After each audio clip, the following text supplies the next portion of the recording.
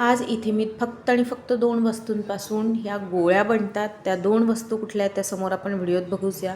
या आम्ही लहानपणी आम्हाला शाळेच्या बाहेर आम्ही घ्यायचो 4 आणे. त्यावेळेस तुम्हाला आताच्या पिढीला 4 आणे काय असते, 50 पैसे काय असते, हां ₹1 माहिती आहे, पण तुम्हाला 4 आणे 50 पैसे नाही माहिती. तर इथे मी 4 आण्याला आम्हाला भरपूर साऱ्या गोळ्या मिळायच्या. तर या गोळ्या कशा बनवल्या आहेत त्याच गोळ्या मी तुमच्यासाठी घेऊन आलेली आहे. त्या कशा बनवलेल्या आहे, काय कसं केलेलं आहे ते तुम्हाला समोर व्हिडिओत दिसेलच.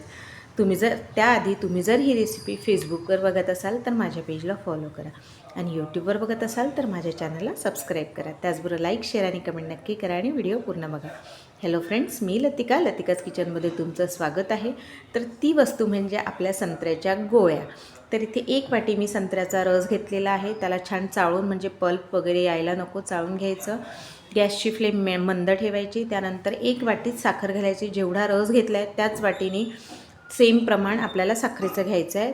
कमी किंवा जास्त करायचं नाही आहे. याला छान उकळू द्यायचं. या व्यतिरिक्त आपल्याला यात काहीच घालायचं नाही. तुम्ही जर तुम्हाला रंग छान हवा असेल तर फूड कलर घालू शकता, पण मी इथे फूड कलर पण घातलेला नाही आहे. तर याला बघा असे बबल्स यायला लागले की आपल्याला गॅसची फ्लेम मंद करायची आहे आणि आपल्याला चेक करायचं. 1 वाटीत पाणी टाकून घ्यायचं आणि चेक करायचं. अगदी पाक जर तुटत असेल, टाकता बरोबर घट्ट होऊन पाक जर तुटत असेल एकदम, तर आपला पाक कडक झालेला आहे. तर आपल्याला पाक अगदी कडक पाहिजे. तर हा कडक झालेला आहे. तर आता याला काय करायचं, आपल्याला साच्यात टाकायचं आहे. तर इथे सिलिकॉनचे साचे मोल्ड घेतलेले आहे मी. तुम्हाला जर मोल्ड नसेल पाहिजे असेल तर एका थाळीला छानपैकी तूप लावायचं आणि त्यावर पसरवायचं, मग सहजरित्या ते निघतं. तर मी ते सिलिकॉनचे साच्या घेतलेल्या आहेत. त्यात स्टार आहे, वेगवेगळे शेप आहे. तर अशा प्रकारचे मी साचे घेतलेले आहेत. त्यात टाकून घेते आणि गार झाले त्याला काढून घ्यायचं आहे. तर आता हा परफेक्ट झालेला आहे. असं मी 2-3दा केलं तर बघा, हे असं एकदम पटकन जर तुटत असेल तर आपला हा पाक रेडी झालेला आहे. गोळीचा असा पटकन तुटला पाहिजे, म्हणजे तो आपल्याला चोखायला खूप मस्त वाटते. तर रंग तर छान आलेलाच आहे.